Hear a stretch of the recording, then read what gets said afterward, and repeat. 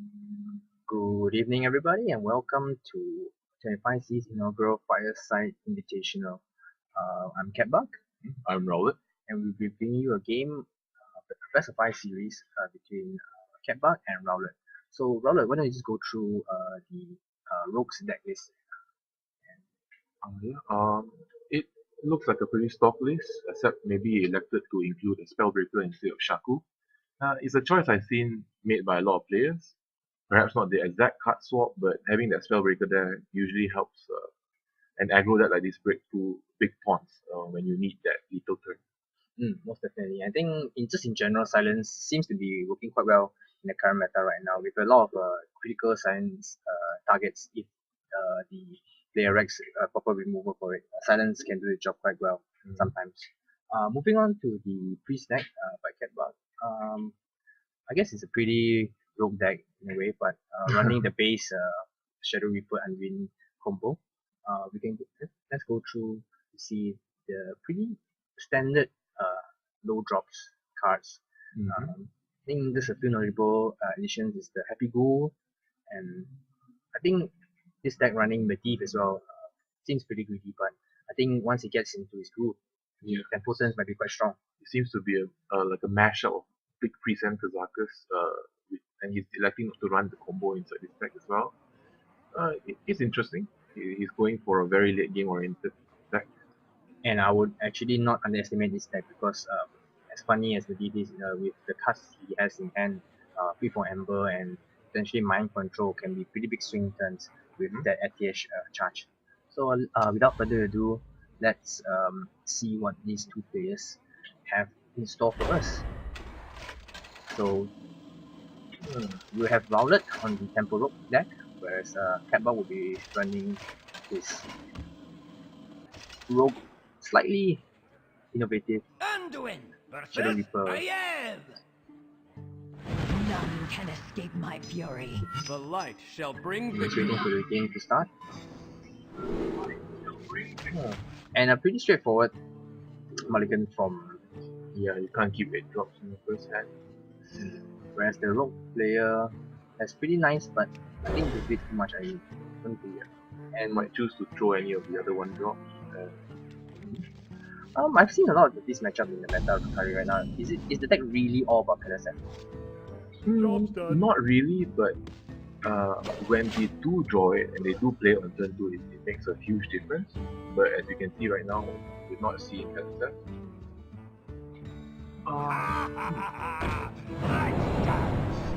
And the priest hand is pretty good actually. Yeah. Oh, I just noticed the rogue just drew its patches. Oh, Not the greatest way to start a game. and I think, yeah, I think it's never great. Yeah, Draw the that's patches. the worst draw you can have. And the priest player knows it. And there was a little cheeky nod Yep. towards the patches in his hand.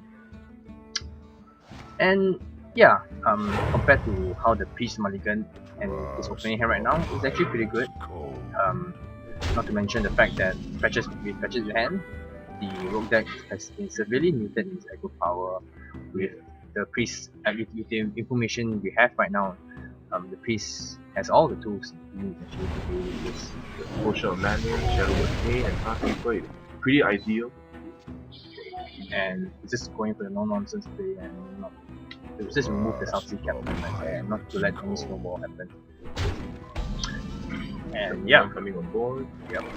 if he didn't remove it right there, there was no chance. You can see the Malphite. Malphite player, one of the best rogue cards. Might Yeah. come into play later in this game.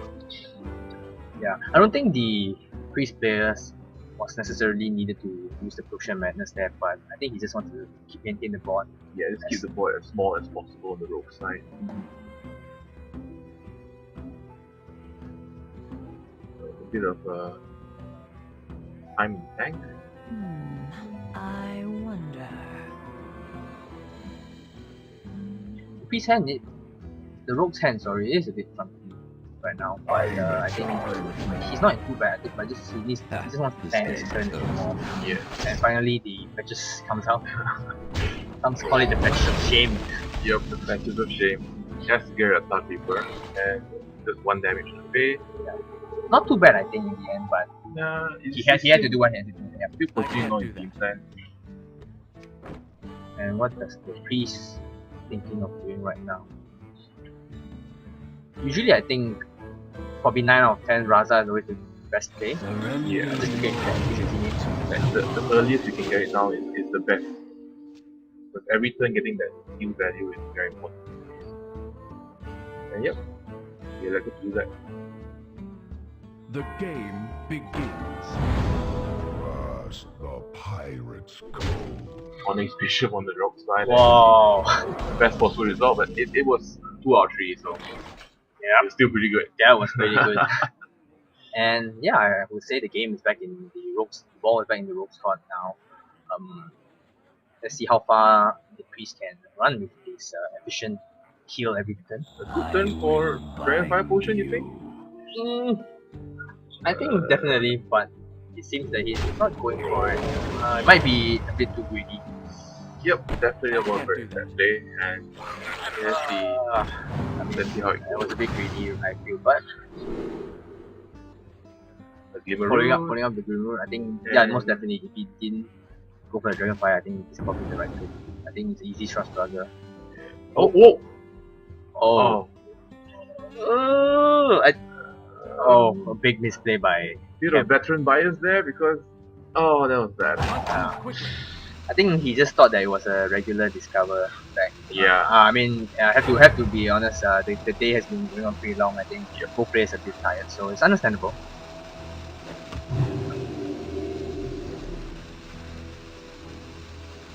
I don't think. Yeah, I think just use all the mana.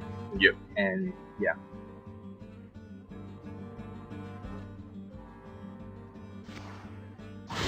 Definitely, the Doomsayer would have come out earlier if he wanted to do this. Yeah. He's holding in his control tools for now. Probably fishing for more cards on the road before he goes to triple.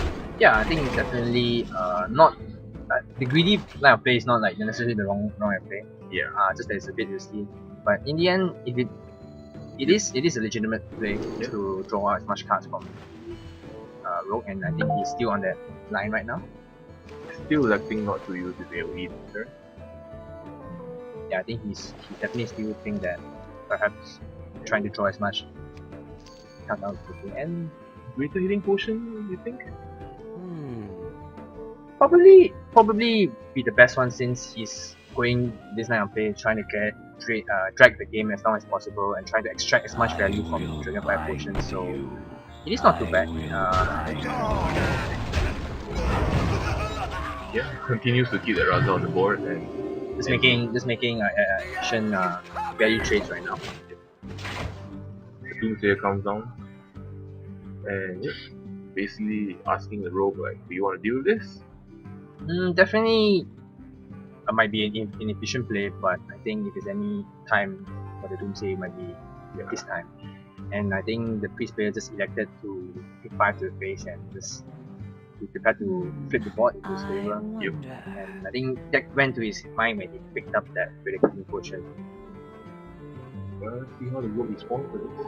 Yeah, and judging from the rogue's response, I think the Doomsayer play is actually making it work because he's actually making the rogue think a bit too much. I mean, ideally it might be just 5 damage and say go, but it's It actually actually looks like he wants to get rid of Doomsayer, but The does not Brotherhood look like shall a good line for this particular situation.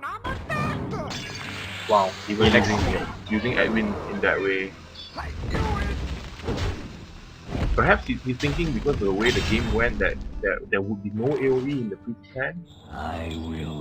Because there were many turns that the AoE would have come down and it did not. Yeah, I think it might just be a case of good bluff or just misread from the rogue's player side because of Catbug's greed. But I think if it's Yeah, I think the greed's paying off now. and as long as he drops it now, but it doesn't seem he wants to drop it. So I don't Still know. reluctant to drop the Dragonfire. Is there? I don't think there's space for that right now. Yeah, and he does go for it. Yes. I think not doing it would definitely be with the information that we have, it's most probably the bad play. But now, 16 life, Eternate, it's pretty good with that free heal. And okay, KSF come down now. But I was also wanted to say that even the Rook has a pretty good hand, just that it was a bit clunky. Oh, Wildfire on the North Side Terry. Bit of a overreaction with the game. Yeah. Now we see the Lich King coming down.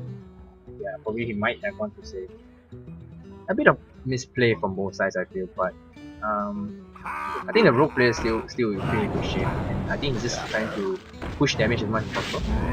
Managed to draw a card to combo off at least. And yep, there goes Lich King, and we continue on the current plan of reducing life to 0. You see a Forbidden Shaping in his hand. Should I have played that for a 3-drop instead of daggering? Not too sure, but I think he's, as much as he wants to push damage, I don't think he wants to overextend. I think he probably has realized previously that Catbug was pushing for the overextension earlier, and I think he might just be a bit more wary on that. Yeah.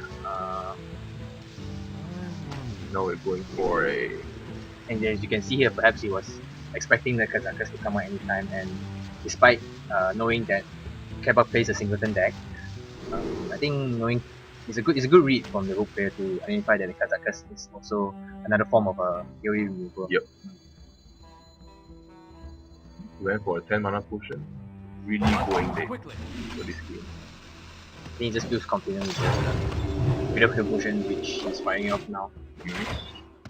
Going back up to 26, there's a lot of life. And elected not to drop the Radiant Elemental.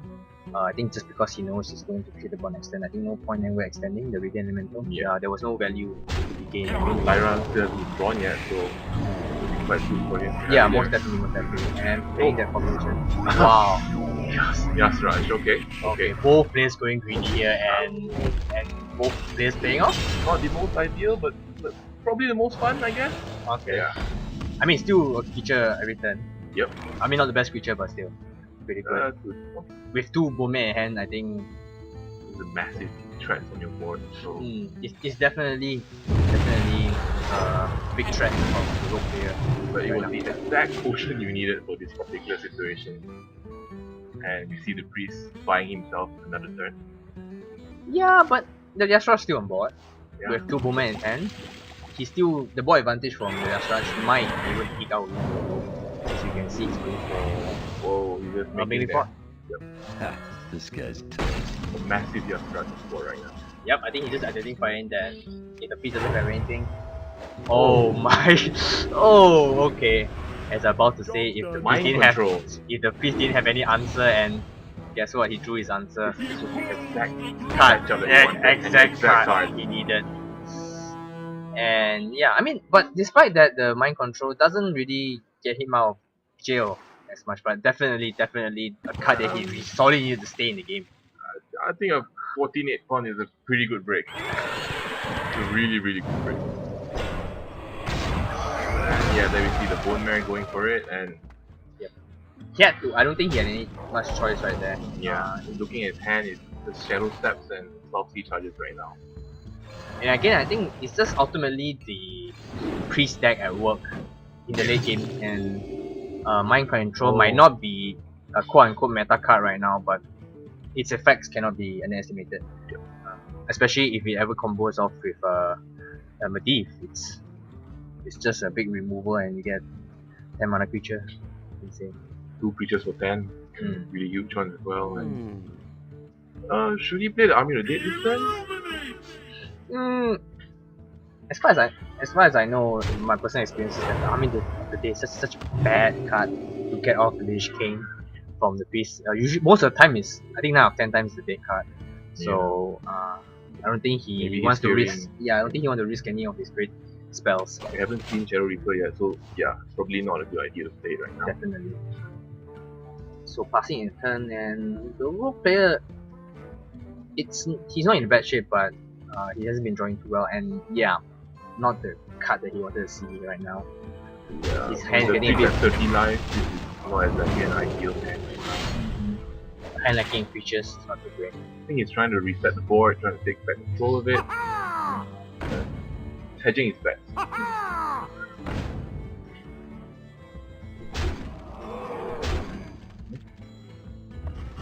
Yep, I think that's pretty much what he needs to do right now, just push the damage as the aggressive player. But so, because we know that there's a Shadow Madness there, that Calethea is really working against the group right now. Oh, that's a key trait. And that Pelakka Coral is a yummy chicken dinner. Nice. Oh, this is looking really bad for the player. But let's see. Can he get himself out of this? Definitely some sequence of events favored the Priest player. Yep. Oh, that hand as well. Not great, not great. Always not the greatest position to be in as a aggressive player. You run out of steam. All your tools, but you don't have any features to put them on. And now I think it's safe to say the Priest player has the game under wraps. Try to lock it down with the D and we'll see. Yeah, I think the ATH should just win more at this point, perhaps. Let's see here. Let's run through the Tempo deck. Shadow Step. He still has a Leroy in his deck. Yeah. I think that is still a possibility, and quite rightly so. The Rogue player is not giving up anytime soon. I can't exactly count it, but it might be enough. Just might be. Let's just see how the team does it. I think 5 armor might deal. yeah, but at the same time, with the Shadow Reaper in hand, he might be consider playing the Army of Dead right now just to get the minimum, the extra feature. Is he going for it? Yeah, he's going for it. And yep. Yeah, I think yeah. If I the think that Obsidian seals the deal. Surgeon probably seals the deal. And does he? What does the Rogue draw? I think. Oh, It's the exact card. the exact card he needed, and it was just a going turn. through it right now. And So then- done. Yeah, but definitely he wasn't really out of it until that last. I think definitely he still had a chance. Yeah. The brick was a turn too much, but yeah, he played to his out. And yeah, just going through the motions right now. I think both players just realized. Not move. I can lead. Yeah. Yeah. Wow, I think. Pretty interesting game from both sides. I think. Yeah, I think both sides probably made a few mistakes there, but I think overall with a bit of luck and just general Hearthstone ING just favoring the Priest a little bit, and Basically, the priest managed to carry out his plan perfectly. we got a great win out of it at least. Mhm. So thanks for everyone tuning in. That's all for today. Thanks for coming over to our 25C Hearthstone Invitational. Thank you for the players for playing both great game as well. And I think that's all from us right now. I'm Kepa and I'm Rowlet. and signing off. Yep. Thank you and have a good night. Ciao, guys.